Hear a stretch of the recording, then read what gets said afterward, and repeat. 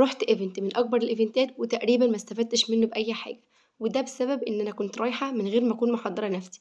فلو انت رايح اي ايفنت دي اهم الحاجات اللي لازم تعملها. اول حاجه لازم تعرف هو الايفنت متقسم ولا لا، يعني كل يوم لكليات معينه ولا كله مع بعضه، علشان ما تروحش في يوم غلط وكده تكون ان انت رحت على الفاضي.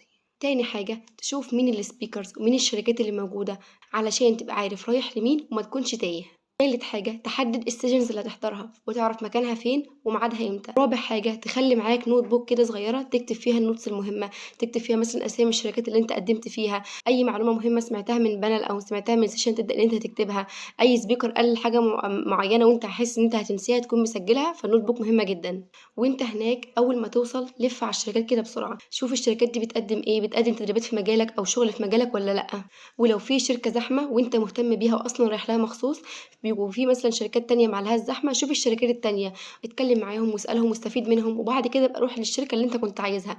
هتلاقي الزحمة خفت وعارف ان انت تاخد فرصتك كويس معاهم وتسألهم براحتك. ولما تيجي تتكلم مع الشركات ما تروحش تقول لهم انا عايز تدريب كده وخلاص، لا اسألهم واحدة واحدة، قول لهم مثلا ايه الفرص او التدريبات المتاحة، ايه السكيلز اللي انتم محتاجينها في الشغل معاكم، او ايه السكيلز اللي اصلا مطلوبة في سوق العمل، ايه المطلوب مني علشان اكون مناسب للتدريب معاكم، وايه اكتر حاجة احطها في السي في هتقوي السي في بتاعي. وهكذا يعني ما تعتمدش ان انت تروح تسأل سؤال ولو قالك مثلا لا مفيش تدريب فاللي انت هتمشي، لا افتح معاهم مواضيع واتكلم معاهم بحيث ان انت تستفيد وتفهم اكتر وتعرف حاجات اكتر عن سوق العمل الدنيا ماشيه ازاي. ايه الحاجات اللي انت اصلا هتحتاجها تحطها في السي في، ما تكونش بتحط اي حاجه وخلاص.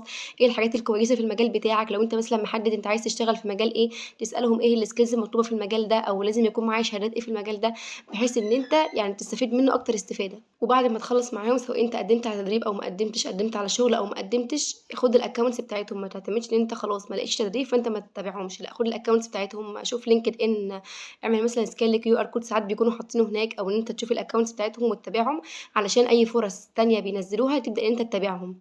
انا رحت ايفنت بتاع ايجيبت كارير صامت وهو فعلا من اكبر الايفنتات، بس بجد حرفيا انا ما استفدتش منه باي حاجه، لان انا كنت رايحه كده وخلاص ما كنتش مجهزه اي حاجه، فانا اصلا ما كنتش عارفه يعني ايه السيشنز اللي شغاله دلوقتي، ايه البانلز او ايه السبيكرز اللي هيتكلموا، وايه الشركات اللي موجوده، او انا مثلا اسال او اقول ايه، فما كنتش عارفه اي حاجه. فبجد ما تغلطوش غلطتي. وبس كده كان الفيديو بتاعنا النهارده، ولو عجبك الفيديو ما تنساش تعمل لايك وشير عشان غيرك يستفيد، واستنى الفيديو الجاي، واكتبوا لي في الكومنتس لو عندكم اي اسئله.